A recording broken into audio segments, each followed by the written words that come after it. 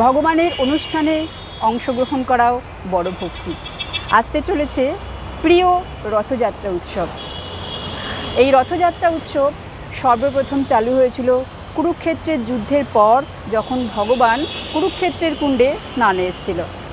স্নানের পর যখন ভগবান দ্বারিকায় যাওয়ার জন্য রথে উঠলেন, ঠিক সেই সময় বৃন্দাবনের গোপিকারা রথের ঘোড়া সরিয়ে দিয়ে সেই রথ নিজেদের কাঁধে তুলে নিলেন, কারণ তারা গোকুলে নিয়ে যাবেন সেই রথকে।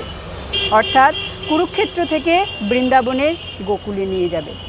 বৃন্দাবনে তো গোকুল আছেই, কিন্তু গোকুলের আরেকটি অর্থ হলো গো মানে ইন্দ্রিয় এবং কুল মানে সমূহ, ইন্দ্রিয় সমূহ অর্থাৎ আমাদের এই শরীর।